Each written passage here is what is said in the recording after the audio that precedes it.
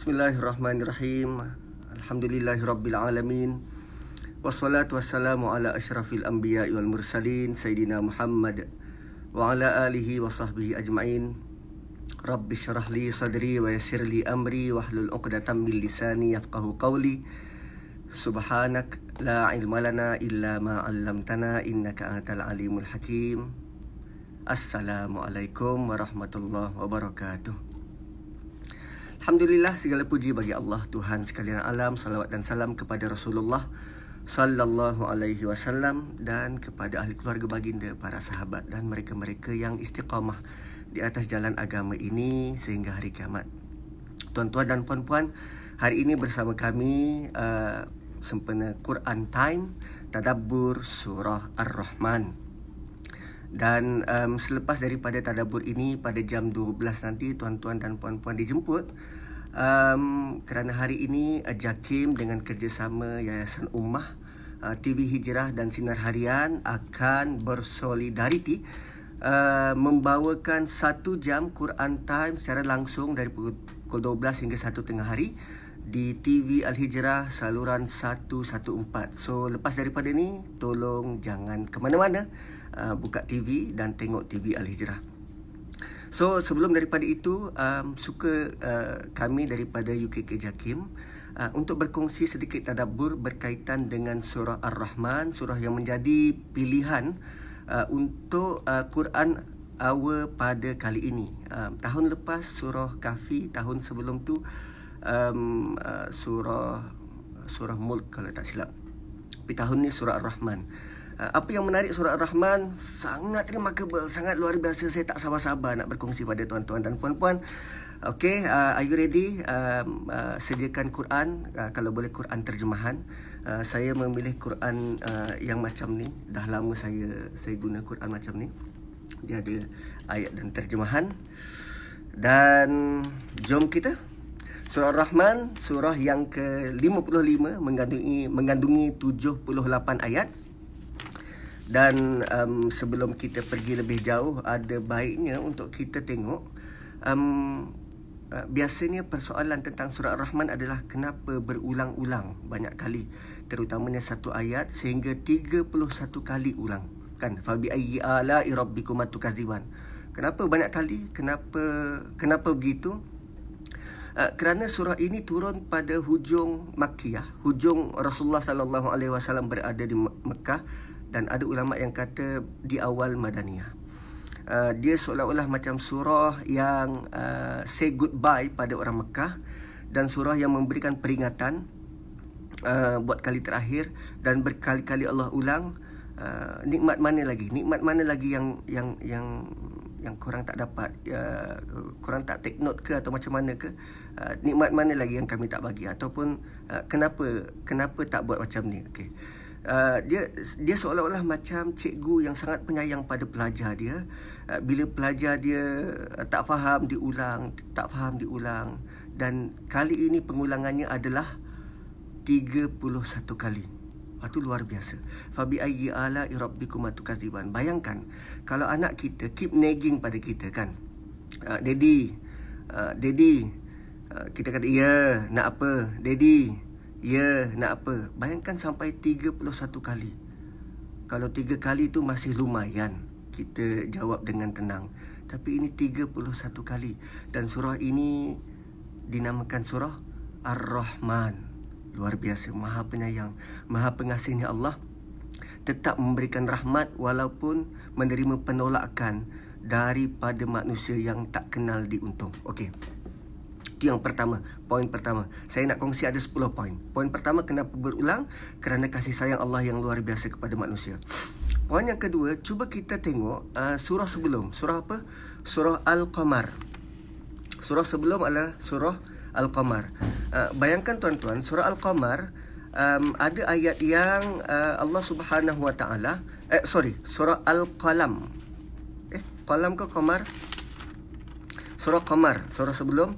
Bayangkan ada ayat yang Allah ulang berkali-kali, terutamanya kalau kita boleh tengok ayat 16 dan 17. Fa kaifa kana azabi wa nuzur wa laqad yassarnal qur'ana lizikri fahal mim muddakir. Untuk fakaifa kana azabi wa nuzur, 3 kali Allah ulang. Walaqad yassarnal Qur'ana lizikri fahal min muddakir, 4 kali Allah ulang. Kenapa? Kerana dalam surah ini Allah datangkan bersekali ada 6 sejarah yang luar biasa yang kita dapat Quran, dan terutamanya Quraisy pada waktu itu dapat Quran.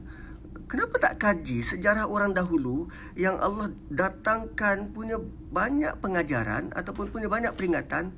Kenapa tidak beringat? So, surah sebelum lagi Allah sudah pun datangkan bentuk pengulangan ini supaya dia membawa manfaat kepada kita. Dan kali ini surah Ar-Rahman khusus untuk kita dapatkan sesuatu daripada surah ni. Wah, saya sangat excited. Okey. Itu poin kedua. Apa kaitan dengan surah sebelum? Dan bayangkan tuan-tuan, surah sebelum, surah Al-Qamar dimulakan dengan mukjizat besar. Apa dia? Bulan terbelah. Mukjizat besar, bulan terbelah. Dan surah Ar-Rahman dimulakan dengan mukjizat paling besar, paling agung. Apa dia? Quran. Wow, itu perkaitan yang luar biasa. Qamar dan Ar-Rahman. Satunya dimulakan dengan mukjizat besar, bulan terbelah, dan surah Ar-Rahman dimulakan dengan mukjizat paling agung, Quran itu sendiri. Bayangkan, bulan terbelah, mukjizat terbesar, dan waktu itu masyarakat boleh nampak dengan mata kepala. Sekarang mukjizat teragung adalah Quran yang bukan saja berfungsi untuk kita baca, tetapi mampu membelah hati kita. Wow, itu luar biasa. Okey, poin seterusnya, lihat kepada betapa uniknya pembukaan surah ini. Betapa uniknya pembukaan surah ini. Tengok ayat pertama, kedua dan ketiga. Ayat pertama Allah simply sebut Ar-Rahman, that's it, satu ayat. Ar-Rahman. Cuba kita deep down, go inside this maksud Ar-Rahman ni, apa dia? Maha pengasih, maha penyayang, full of love, sang pencinta. Bayangkan tuan-tuan, satu makhluk yang dekat dengan kita, yang Allah sengaja memberikan nama kepada mereka sebagai Rahama, yang mempunyai rahim. Siapa dia? Ibu, isteri, anak perempuan kita, wanita-wanita di keliling kita yang ada rahim. Mereka ini penuh dengan kasih sayang. Sebab itu ketaatan kita kepada ibu 3 kali ganda, kerana mereka dibekalkan dengan rahim tu, dengan penuh kasih sayang. Bayangkan ibu yang mengandungkan anak, cukup jaga makan, minum, kadang tidur tak selesa, sedangkan anak di dalam tu tak tahu pun, tak tahu apa-apa. Yang dia tahu, dia terima manfaat 9 bulan, tak bayar sewa, kan? Dan bila lahir, maknya bertarung separuh nyawa, sehingga melukakan ibu. Dan ibu, biasanya manusia kalau kita dilukai, terutamanya fizikal, bergaduh dengan orang tu lukakan kita sampai berdarah, koyak, untuk kita memaafkan tu sangat sukar. Tapi ibu yang dilukai oleh anak sampai berjahit, dan alamak, dia bukan benci tapi makin sayang, makin kasih. Malah ibu setelah melahirkan langsung tak cuti. Kalau kita operate, seminggu 2 minggu doktor bagi MC, tak buat apa-apa. Sekarang ni kita dekat rumah, kita bekerja daripada rumah. Ada kalanya kita culas juga, tak buat apa-apa. Tapi ibu yang selepas melahirkan anak langsung tak cuti. Atau mungkin ada juga bapa-bapa yang ambil alih tugas tu. Tapi begitulah Rahman ataupun Rahama, kasih sayang daripada Allah dicurahkan kepada manusia, Ar-Rahman. Dan bayangkan, dengan penuh kasih sayang, Allah mulakan ayat kedua dengan Allamal Quran, dan ayat ketiga Khalaqal Insan, which is kedudukan ini agak unik dan pelik. Sepatutnya ayat ini berbunyi, kalaulah kita yang buat ataupun manusia yang menyusunnya, manusia ada tendensi untuk memikir logik. Apa dia? Yang Maha Penyayang, Ar-Rahman, Khalaqal Insan, manusia diciptakan lalu diajarkan Quran. Tetapi susunannya bukan begitu. Allah kata Allamal Quran, Khalaqal Insan. Yang Maha Penyayang, yang sanggup mengajarkan Quran, yang telah mengajar Quran, lalu diciptakan manusia dan yang telah menciptakan manusia. Seolah-olah Allah nak bagi tahu bahawa pendidikan, pengajaran, pengajian, pandainya kita baca Quran ini adalah merupakan nikmat terbesar, lebih besar daripada penciptaan kita sendiri. So setiap hari sebenarnya bila kita bangun tidur, perkara pertama yang kita perlu syukuri adalah kita masih lagi diberi kesempatan untuk dapat baca Quran. Kerana Quran itu diajar oleh Allah Subhanahu Wa Taala buat kita melebihi nikmat itu lebih besar daripada penciptaan diri kita. Suatu kalam yang suci daripada langit dibaca oleh kita, yang mulut kita ni hari-hari maki orang, kadang hisap rokok berbau, tapi Allah masih lagi berikan kesempatan untuk kita baca. Itu luar biasa tuan-tuan, itu luar biasa. Saya cuba untuk tidak sangat beremosi, tapi itulah surah ini, Allamal Quran Khalaqal Insan. So itu adalah poin yang ketiga. Poin keempat, signature. Signature, apa dia? Apa dalam bahasa Melayu signature? Tapi nanti cari kamus lah apa maksud signature. Kalau kita tengok kereta Mercedes, misal kata Mercedes, macam mana kita boleh kenal kereta tu? Dia ada signature dia. Dia punya lambang kan ada tiga bucu, bintang 3 bucu. Kalau BMW dia ada 3 stripe. Kalau Proton dia ada lambang Proton. So manusia ni bila dia cipta sesuatu, bila dia buat sesuatu, dia ada signature dia. Rolls Royce misal kata dia ada 2 R, Bentley dia ada B, dan setiap kereta Bentley dia punya logo B dia tu kekal begitu walaupun tayar bergolek. Tu ada signature. So manusia bila dia hasilkan sesuatu, dia nak ada satu keunikan dalam ciptaan dia. Begitu juga Allah Subhanahu Wa Taala. Ciptaan dia semuanya ada signature. Dan signature ciptaan Allah terdapat dalam ayat 7, 8 dan 9. 7, 8 dan 9. Bukan sekali, bukan 2 kali, 4 kali Allah ulang perkataan yang sama, wazana, al-waznu. Cuba kita tengok ayat 7, 8 dan 9. Was-samaa'a rafa'aha wa wada'al mizan alla tatghaw fil mizan wa aqimul wazna bil qisti wa la tukhsirul mizan. Ada 4 kali wazana. 4 kali wazana. Bayangkan tuan-tuan, 4 kali wazana, signature daripada Allah. Allah nak bagi tahu setiap ciptaan dia adalah balance. Seimbang.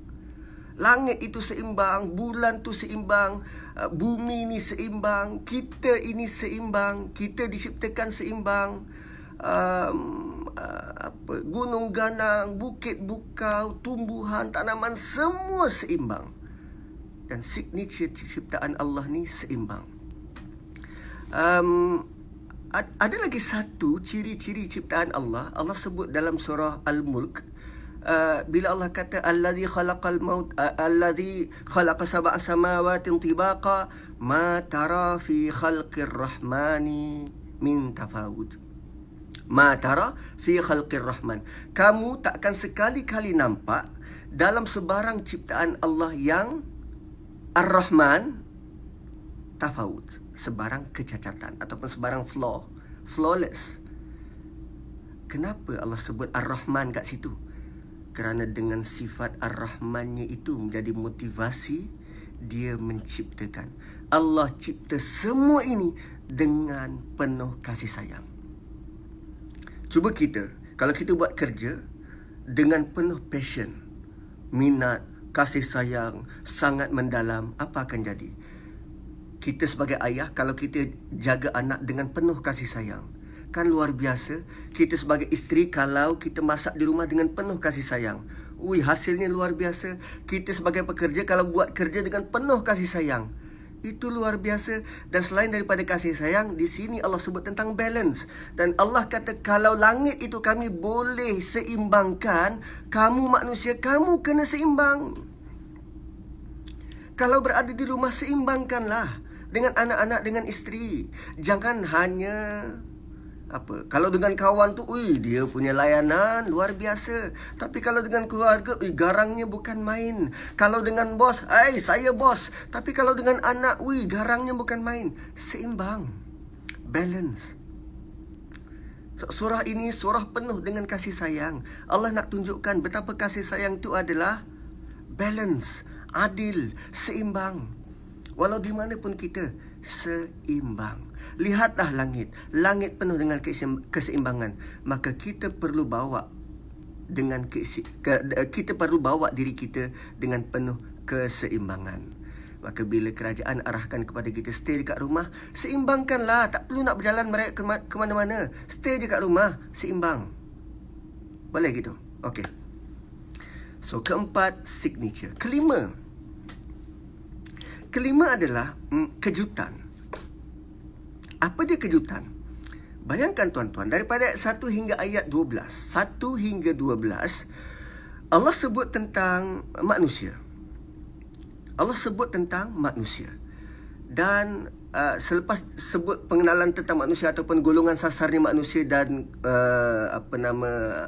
makhluk ciptaannya, secara tiba-tiba Allah sebut tentang fabi ayyi ala'i rabbikuma tukadziban. Yang pertama, 13, ayat 13, fabi ayyi ala'i rabbikuma tukadziban. Yang pertama, perhatikan perkataan rabbikuma dan tukadziban. Tuhan kamu berdua, adakah kamu berdua dustakan? Tadi golongan sasarnya satu, iaitu manusia. Tiba-tiba Allah datangkan ayat yang Tuhan kamu berdua dan kamu berdua in deny, kamu berdua dustakan. Kenapa tiba-tiba kamu berdua? Rupanya bila kita baca Quran ini bukan sahaja dibaca oleh manusia, malah didengari oleh jin. Dan jin juga boleh baca. Itu merupakan satu kejutan. Dan menjadi tanda tanya pada kita, jin pun baca Quran? Ya, Rasulullah SAW tak kala menyampaikan ayat ini kepada para sahabat waktu itu, baginda selesai saja membaca, baginda tanya, pelik, kenapa kamu berbeza dengan jin? Jin, dia jawab sesuatu dan kenapa kamu senyap? Maka para sahabat tanya, diorang cakap apa ya Rasulullah? Setiap kali disebut fabi ayyi ala'i rabbikuma tukadziban, tuan-tuan boleh rujuk nanti hadisnya, mereka jawab, ya Allah, kami tak pernah pun deny. Dan engkau maha pemurah, kami tak pernah pun deny. Fabi ayyi ala'i rabbikuma tukadziban. So nanti tuan-tuan boleh cari hadisnya, ataupun nanti kemudian saya akan tempelkan hadisnya di ruangan komen. Okey. Dan rupanya kita tidak kita biasa dengar sebaik-baik sejahat-jahat manusia adalah sebaik-baik jin. Ini tak tahu dia dapat daripada mana, tapi itu adalah suatu fitnah luar biasa kepada jin. Cuba kita tengok satu realiti. Bila Nabi baca surah ini, jin jawab. Kita buat sama ada kita tak tahu ataupun kita tak faham apa yang dibaca. Itu yang pertama. Yang kedua, cuba tengok surah Nuh. Surah Nuh juzuk 29. Dan selepas juzuk 29, selepas surah Nuh, surah Jin. Selepas surah Nuh, surah Jin. Bayangkan tuan-tuan, surah Nuh adalah kisah tentang manusia yang menerima kedatangan seorang Rasul. Bukan setahun, bukan 10 tahun, bukan 100 tahun, 950 tahun. Dan manusia tetap tolak. Tapi tengok surah Jin. Awal surah Jin, Allah kata, sekelompok jin dengar Nabi baca Quran, lalu mereka beriman, dan seterusnya mereka berdakwah kepada kaum dia. Mana kita nak letak muka? Yang kita kata jin ini second class, third class, sebenarnya lebih cepat menerima dakwah, sebenarnya faham bahasa Quran, dan lantas berdakwah kepada kaum dia. Wow, malu kita. Malu. So bila Allah kata fabi ayyi ala'i rabbikuma tukadziban, Allah terus tuju kepada jin dan manusia. Itu kejutan. Poin kelima. Poin keenam, saya nak bawa perhatian tuan-tuan dan puan-puan kepada ayat popular dalam surah Ar-Rahman, ayat 33. Cuba buka ayat 33. Allah kata, Ya ma'syaral jinni wal ins, in istata'tum an tanfuzu min aqtaris samawati wal ard, fanfuzu, la tanfuzuna illa bisultan. Maksudnya, wahai jin dan manusia, kalau kamu dapat menembus keluar langit dan bumi, maka cubalah kamu menembus keluar ataupun pergi keluar. Kamu tidak akan tembus keluar melainkan dengan kekuasaan. Lazimnya bila kita baca ayat ini atau bila kita berjumpa dengan ayat ni, kita punya first impression adalah, oh inilah kot dalil supaya manusia mengkaji, buat roket dan akhirnya boleh tembus keluar ke bulan, keluar orbit. Rata-ratanya pandangan kita begitu. Tapi sebenarnya ayat ini perlu dibaca seawal ayat 29. Seawal ayat 29. Allah kata, Yas'aluhu man fis samawati wal ard kulla yaumin huwa fi sya'n. Setiap hari, setiap saat, seluruh makhluk di bumi, di langit dan di bumi memohon izin daripada Allah. Kulla yaumin huwa fi sya'n, dan tiap-tiap masa Allah menguruskannya. So setiap masa sebenarnya setiap makhluk ini meminta izin, mohon izin daripada Allah, dan Allah menguruskannya. Jantung kita yang berdegup ini minta izin setiap saat untuk berdegup. Minta izin pada Allah dan Allah uruskan. Dan Allah kata, Fabi ayyi ala'i rabbikuma tukadziban. Kenapa kita tidak berterima kasih lagi pada Allah yang menguruskan ini semua? Bayangkan kalau Allah biarkan kita mengurus degupan jantung kita. Wow. Kepenatan kita. Mengurus rembesan hormon dalam badan. Wih, penat. Itu baru satu makhluk. Ini seluruh makhluk setiap saat mohon izin daripada Allah. Dan Allah kata, Fabi ayyi ala'i rabbikuma tukadziban. Ya Allah, Engkau sangat luar biasa. Sanafrughu lakum ayyuhas saqalan. Dan pada hari itu, tatkala kiamat, dunia sudah kiamat dan makhluk-makhluk ini sudah tiada, maka tumpuan Allah hanya pada korang berdua. Siapa dia? As-saqalan. Korang dua jenis yang besar. Siapa?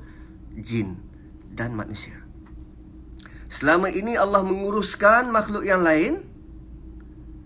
Hari itu bumi sudah tiada. Kita tinggal di mahsyar dan fokus dan tumpuan Allah hanya pada jin dan manusia.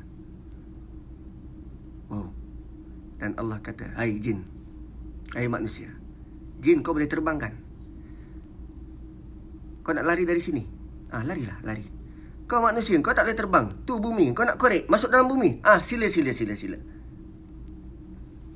Korang takkan dapat buat kalau korang tak ada kuasa. Bayangkan tuan-tuan, pasukan polis dan tentera sudah pun mengepung satu kawasan, penjenayah di dalam terkurung, dan polis dengan nada sarkastiknya, nak lari ke mana tu? Larilah, lari. Nak lari? Lari. Sila. Ayat ini ayat menggerunkan. Ayat ini ayat luar biasa. Peringatan kepada kita bahawa kita langsung tak punya apa. Jangan sampai pada hari itu nanti kita terhantuk baru tengadah. Jangan sampai pada hari itu baru kita nak kembali pada Allah. Maka bersyukurlah Allah ingatkan pada kita ada satu hari nanti yang manusia akan begitu. So untuk mengelakkan daripada itu, insafi diri dulu. Fabi ayyi ala'i rabbikuma tukadziban.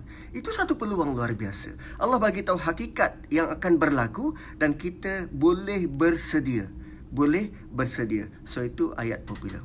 Kemudian poin yang ketujuh, ada ayat yang kontradik. Kontradik macam mana? Surah ini adalah surah Ar-Rahman. Maksudnya maha pencinta atau maha penyasih, maha penyayang. Penyayanglah yang luar biasa. Dan sepatutnya dalam surah yang menunjukkan kasih sayang ini, tak perlulah sebut pasal azab neraka, kan? Tapi tidak begitu. Allah sebut tentang azab neraka dan caranya dalam keadaan yang luar biasa. Cuba tengok ayat Okey. Ayat 41. Yu'raful mujrimuna bisimahum fayu'khadhu bin nawasi wal aqdam. Para penjenayah ini dikenali, ada tanda di wajah mungkin atau tanda yang boleh dikenali, dan mereka diheret, dipegang ubun-ubun dan kaki, pegang ubun-ubun dan kaki, diheret, dilempar ke neraka. Fabi ayyi ala rabbikum tukadziban. Maka setelah kamu tahu itu, kamu tak nak bertaubat ke? Hadhihi jahannamul lati yukadzibu bihal mujrimun. Dan ini adalah jahannam yang kamu dulu dustakan. Yatufuna bainaha wa baina hamimin an. Dan kamu pada waktu itu yatufun, berulang-alik tawaf antara jahannam, tempat bakaran, wa baina hamimin an, dan tempat rebusan yang sedang menggelegak. Tak dapat nak imagine, tuan-tuan. Satu keadaan, satu jenis siksaan yang manusia pada hari itu berulang-alik antara tempat bakaran. Bila dia sedang dibakar, dia tengok air menggelegak, dia rasakan lebih sejuk, maka lari, terjun ke dalam air yang sedang menggelegak. Dan bila menggelegak, meraung dan melihat tempat bakaran tu dirasakan lebih sejuk, maka lari tempat bakaran. Berulang-alik. Tuan-tuan rasa kalau adalah producer drama nak buat scene itu, lepas tak Finas? Tak lepas. Itu sangat eksplisit. Tapi ada dalam surah Ar-Rahman. Pernyataan itu, ayat itu termaktub dalam surah Ar-Rahman. Maka ada manusia yang kata, macam mana ayat ni tak logik berada dalam surah ni? Surah yang penuh dengan kasih sayang, tapi disebut tentang azab yang sangat luar biasa, yang sangat menggerunkan. Maka kalau kita baca ayat 42, 43 dan 44, langsung tidak diselit di situ fabi ayyi ala'i rabbikum tukadziban, sebab Allah sedang menerangkan tentang neraka. Dan selepas diterangkan tentang neraka, barulah Allah sebut fabi ayyi ala'i rabbikum tukadziban pada ayat yang ke-45. Kenapa? Kerana ayat 46, ayat yang luar biasa. Allah kata, waliman khafa maqama rabbih jannatan. Maka kamu manusia, aku datangkan ayat yang menggerunkan begini ni, kamu rasa takut? Maka jika kamu rasa takut, faliman khafa, jika kamu rasa takut, bagi mereka-mereka yang rasa takut, terutamanya maqama rabbih, sewaktu mereka berdiri di hadapan Tuhan, jannatan, mereka dapat 2 syurga. Wow!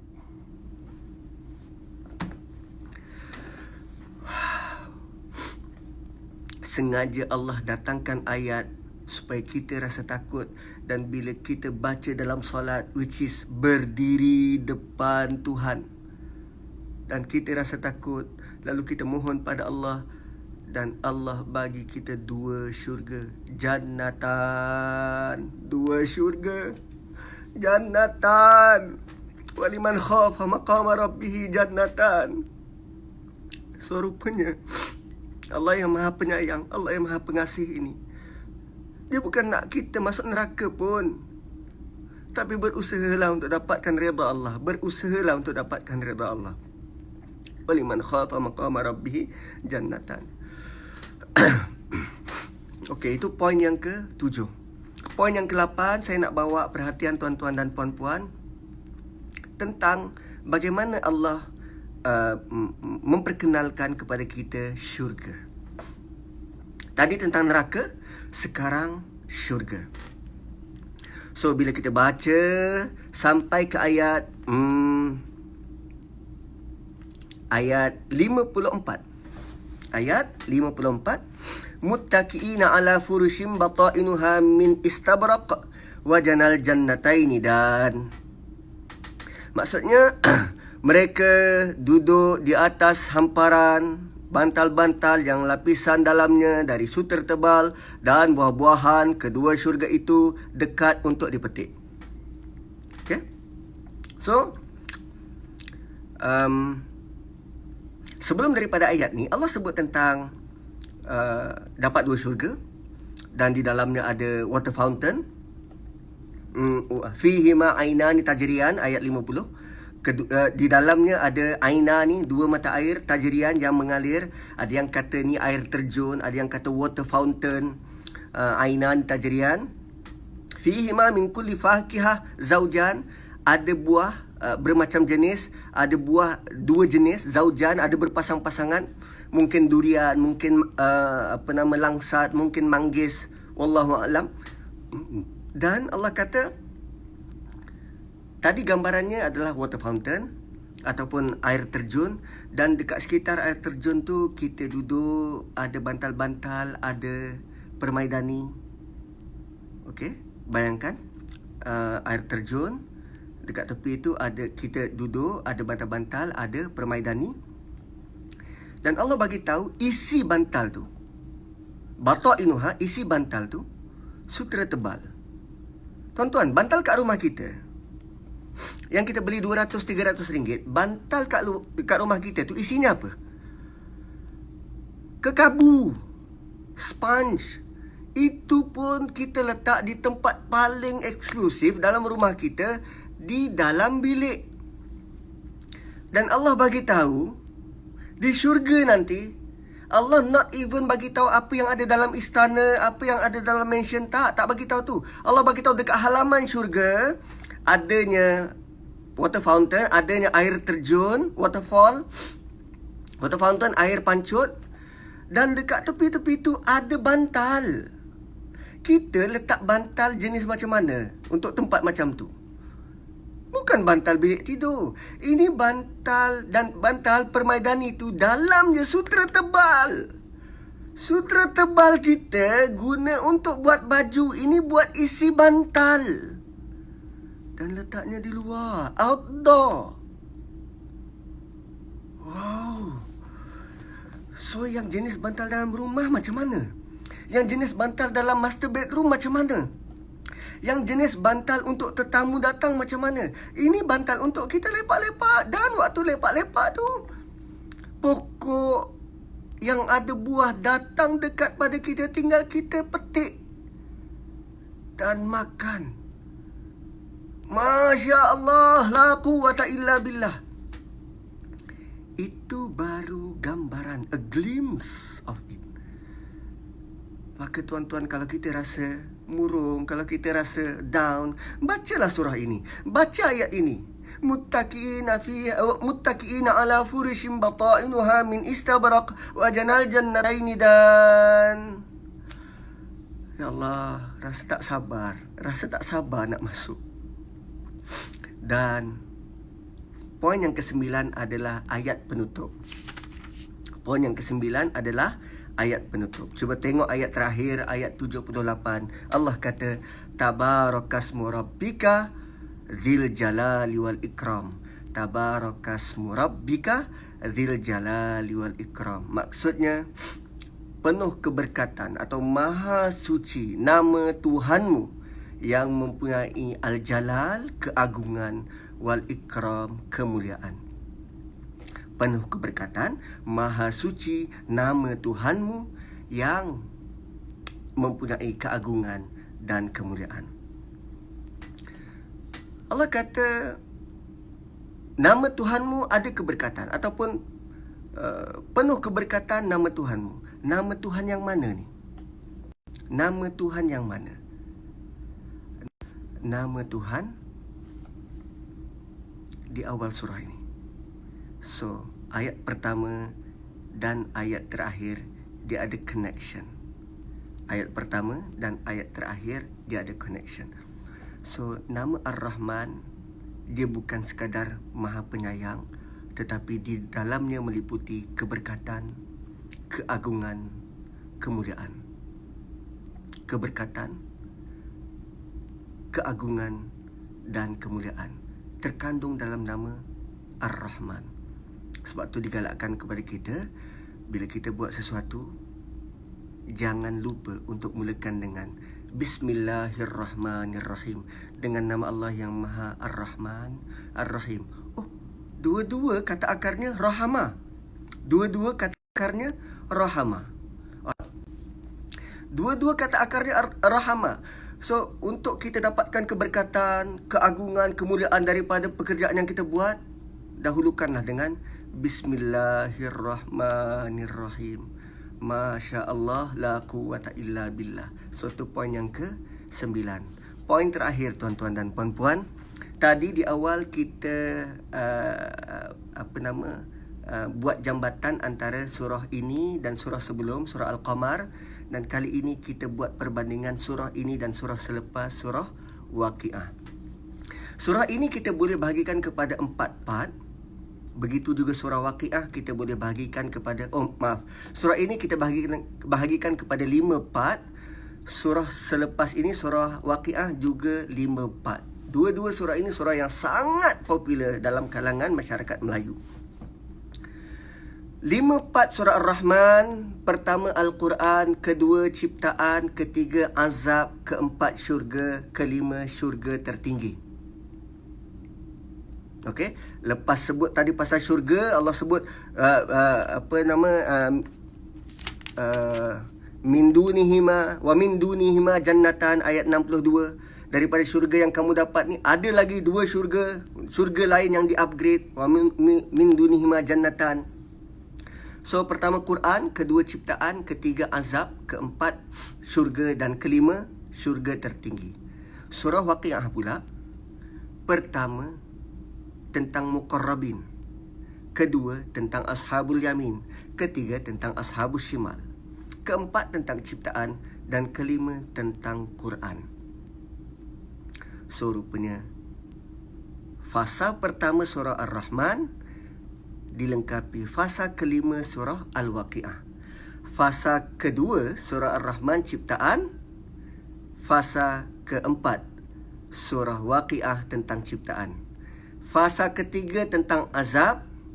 Fasa ketiga surah Waqiah tentang ashabus shimal yang layak menerima azab. Fasa keempat syurga. Fasa kedua surah Waqiah tentang ashabul yamin yang layak masuk ke dalam syurga. Dan fasa kelima surah Ar-Rahman, syurga tertinggi. Dan surah Waqiah yang pertama, muqarrabin, yang paling layak untuk menduduki syurga tertinggi. So, tuan-tuan dan puan-puan, terima kasih memberikan peringatan. Dan moga-moga perkongsian sedikit ini pada hari ini membuka kepada kita motivasi nak baca.